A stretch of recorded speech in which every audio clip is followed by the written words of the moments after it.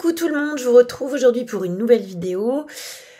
Toujours sur le thème du repérage que j'ai fait là au mois de mai. Je vais vous raconter aujourd'hui, vous parler un petit peu plus en détail de cette excursion très chouette qu'on me propose à Mtowambu, qui se fait en VTT, à pied ou en tuk-tuk. C'est parti.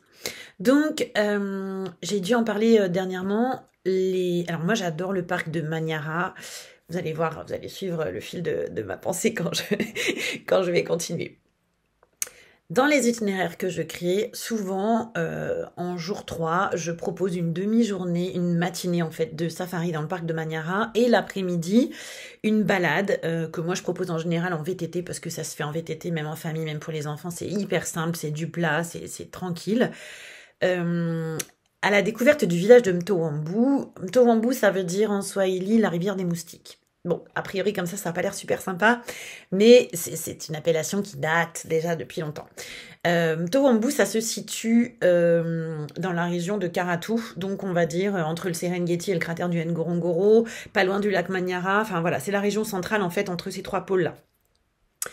C'est un petit village quand même assez chouette où il y a pas mal de choses, un joli marché, un Masai Market aussi, c'est-à-dire là où vous pouvez faire vos petites emplettes, acheter des souvenirs, un petit peu comme nos marchés aux puces à nous. Et c'est là qu'on propose justement cette balade. Cette balade, elle est quand même très chouette. Alors pourquoi déjà je la propose sur la journée avec Manyara? Bon, parce que comme je l'ai dit, c'est juste à côté. Et aussi, comme dit précédemment dans d'autres vidéos, le parc de Manyara, qui reste un parc exceptionnel que moi j'adore et je refuse de ne plus le vendre comme font certains parce que c'est quand même un parc qui a énormément à apporter. Il y a beaucoup d'espèces de singes, c'est très luxuriant, de la forêt, les lions arboricoles comme je lis sur des guides, en fait des lions qu'on voit souvent dans les arbres puisque la taille et la vigueur des arbres s'y prêtent, hein, parce qu'il faut quand même avoir des branches assez solides pour pouvoir porter un lion, c'est pas pareil qu'un léopard, pas le même poids. Et Manyara, ça reste un endroit très chouette. Malheureusement, le parc a débordé à plusieurs reprises, donc il y a pas mal de routes qui ont été bloquées et qui sont plus praticables ou pas vraiment praticables, en tout cas pas toute l'année. Bref, au niveau observation animalière, c'est certain que vous en ferez moins que dans les autres parcs comme Tarangire, Serengeti ou le cratère.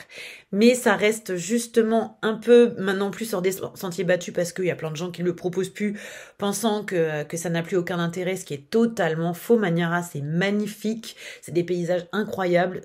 Si vous aimez la nature et la luxuriance de la forêt, franchement, Manyara, c'est génial. Énormément d'oiseaux. Alors, il n'y a plus de flamants roses à Manyara. Il y en a eu beaucoup auparavant. C'est plus là qu'il faut aller si c'est vraiment ce que vous voulez voir. Mais plein d'autres espèces d'oiseaux, une avifaune incroyable. Plein d'espèces de singes, et puis des girafes, des lions, des léopards, voilà, hein, il y a quand même ce qu'il faut à ce niveau-là aussi. Mais c'est vrai que je le propose plus vraiment, à moins qu'on me le demande spécifiquement. Moi, je le ferai sur une journée sans problème, parce que Mais si on fait par exemple un safari court, je vais pas forcément le proposer, ou alors le proposer que sur une demi-journée. Tout ça pour vous dire qu'en fait, du coup, cette petite balade visite de Mtowambu en VTT se prête très bien sur une journée comme ça où on fait une matinée la visite du parc de Manyara, déjeuner pique-nique dans le parc et l'après-midi vous sortez et vous allez faire cette balade. Alors cette balade elle est vraiment super chouette. Là je l'ai faite du coup avec ma collègue Delphine quand on était en repérage. Franchement on s'est éclaté, qu'est-ce qu'on a rigolé. Bon je vous mettrai une vidéo à la fin avec quelques photos, mais c'est super chouette. Alors en fait ce qu'on a fait, ce qui est possible de faire, c'est bon, soit le pique-nique dans le parc comme je l'ai dit, soit un déjeuner local dans les bananeraies. Il y a plein de bananeraies à Mtowambu, c'est super chouette. On se retrouve vraiment au cœur d'une bananeraie sous les bananiers là. On mange là, déjeuner local avec que des propositions locales. Alors c'est vrai que vous n'avez pas beaucoup l'occasion d'en manger. En plus, en général dans les lodges ils hésitent toujours à mettre du local. Alors là on a de l'ougali. Ougali c'est la polenta locale. Moi j'adore, c'est trop bon l'ougali. En plus quand c'est mélangé avec des haricots rouges cuisinés. Alors il y avait des frites de bananes, il y avait, enfin voilà, il y a plein de petites spécialités locales. Vous mangez local, c'est super chouette dans une bananeraie, c'est vraiment sympa, c'est hyper typique. Moi j'ai adoré. Un peu de spray anti-moustique pour ceux qui sont pour ceux qui sont un petit peu, qui se font facilement bouffer par les moustiques, parce qu'il y en avait quelques-uns, mais comme chez nous, hein, il y a des moustiques tigres à la journée. Bon, bah voilà, là-bas, c'est un peu la même chose, mais rien de grave. Et après le déjeuner, donc, bah, juste à l'endroit où vous terminez le déjeuner, ils déposent les VTT et vous partez en VTT pour une super chouette balade qui vous mène à travers. Alors, on va visiter au cours de cette balade. Donc, c'est que du plat, c'est tranquille. Moi, je l'ai vendu plein de fois, même des familles avec des enfants. C'est adapté à tout le monde. C'est très très simple. C'est que du plat. Ça va tout seul. Il n'y a pas de problème. Et en plus, nous, on l'a fait en saison encore des pluies. On a attendu la fin de l'averse pour commencer.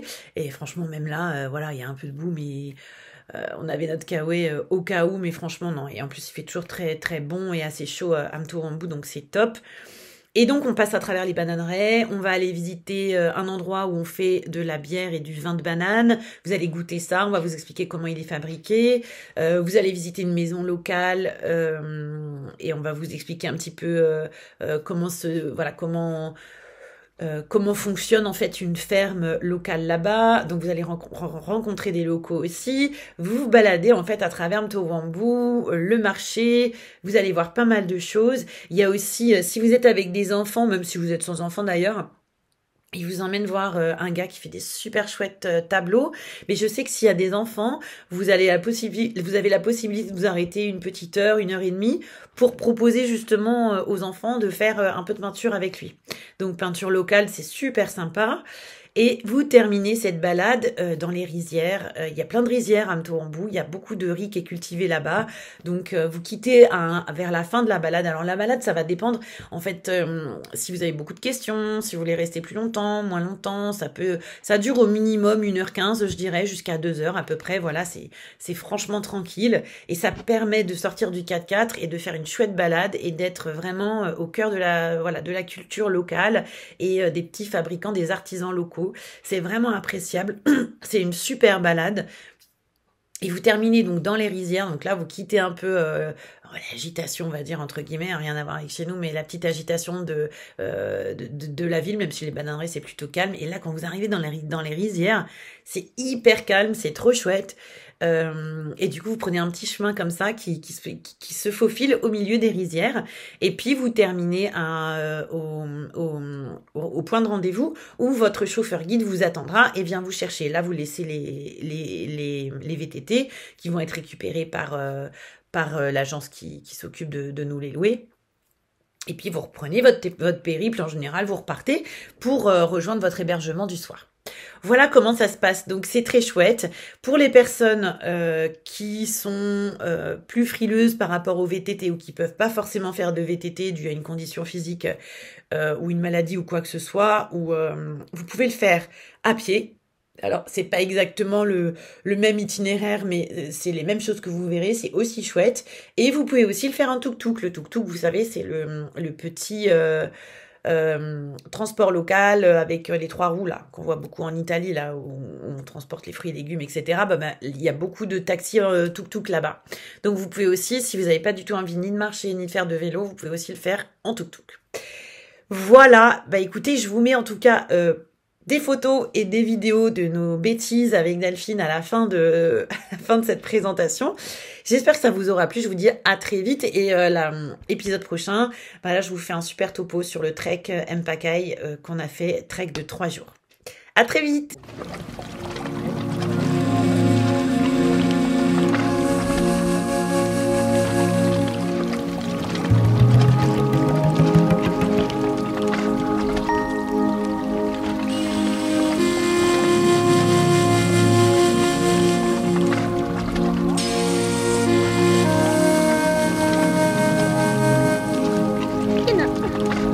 Qu'est-ce qu'on fait là? Elle est barrée, elle est barrée. Je peux plus, libérez-moi.